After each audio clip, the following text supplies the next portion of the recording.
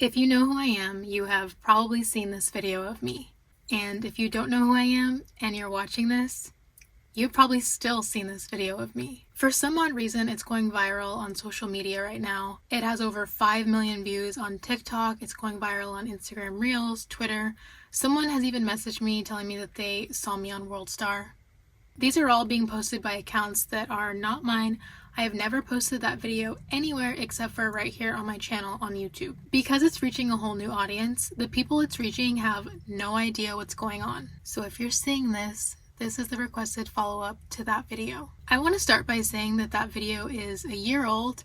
I don't even have that van anymore. I don't know why it's just popping up now, but I have so many people asking me for an update, if I'm okay, if I made it out alive. So for all the new eyes on me that are here from TikTok or Instagram, Twitter, or any of the various news outlets that are posting me, hi, my name is Alyssa Vanilla. I am a full-time van lifer, and this is the story of how I was preyed upon in the desert. You have a guy mountain up there that is watching you with binoculars. I do van life full-time, and last year when this happened, I was broke, stuck living in the Arizona desert in a van that was older than I was. And that day, I was preparing to spend the night in the desert. It was 100 degrees that day. I was tired of stealth camping at Walmarts around the city. I wanted to be somewhere where I could sleep with my van windows open and not attract attention. BLM land is free and legal to camp at, so that's where I was. I was at BLM land right outside of Tucson.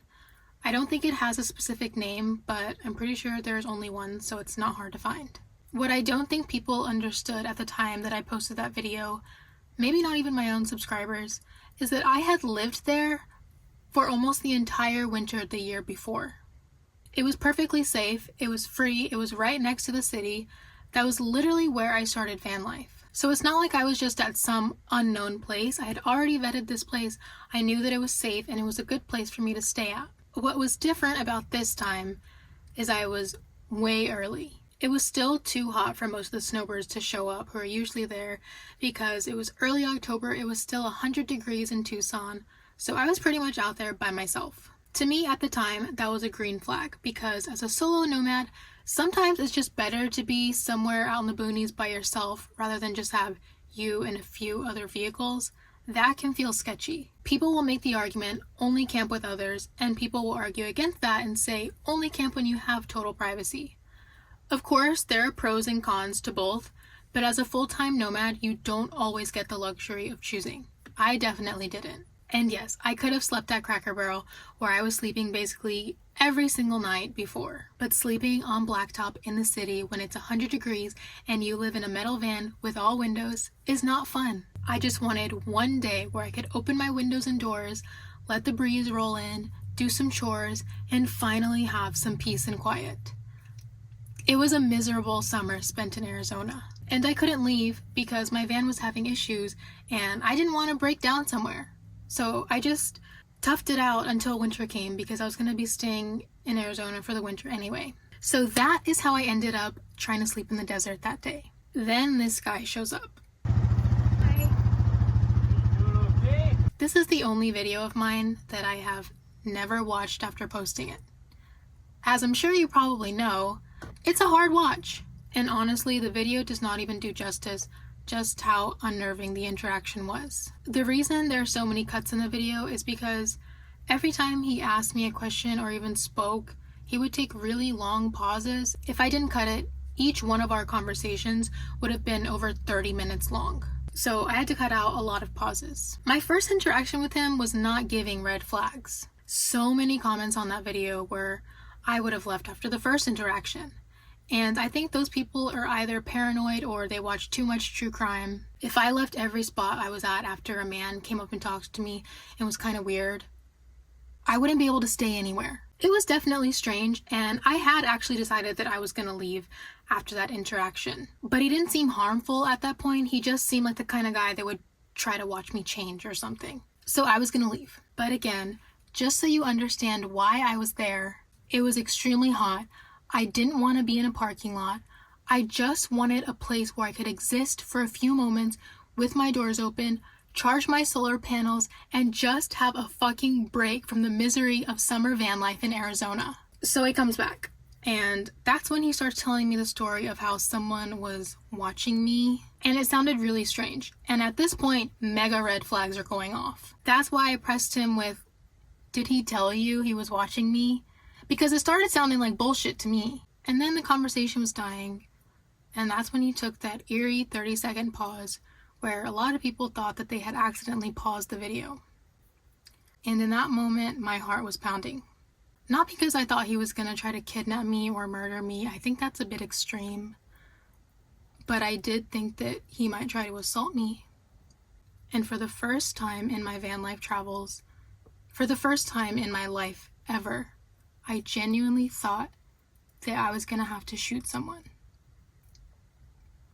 It is a gut-wrenching feeling.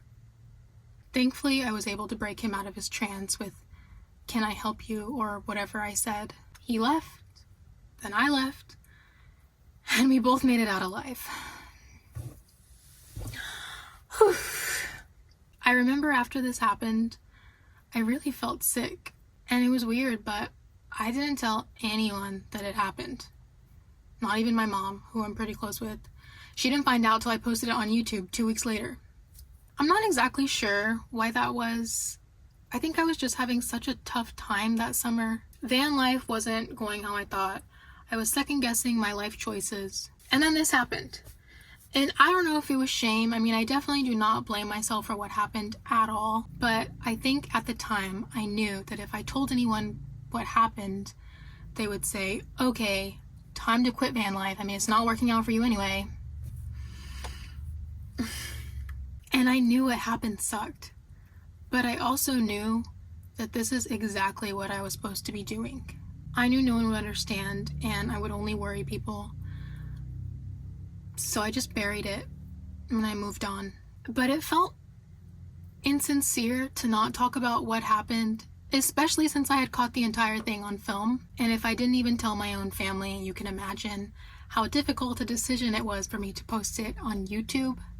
But at the time, I don't even think I even had 20,000 subscribers, so I thought, well, I don't have a very large audience, and this is part of my story. I was doing numbered stories at the time. So I mustered up the courage, I went through the footage, I edited it, I posted it, and then it went viral.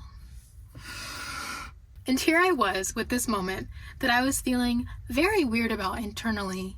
And I now had hundreds of thousands of people weighing in on it before I had even fully processed it.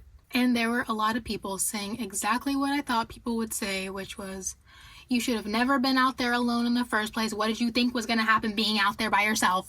Sounds like victim blaming to me. I didn't argue. I just let people talk, and I stayed off the app for a while. It sucked. What was my happy place, YouTube, had just gotten so overwhelming. But eventually I just kind of got over it, and I kept making videos, and now here I am. Safe and sound, no harm, no foul, all the wiser. We hope.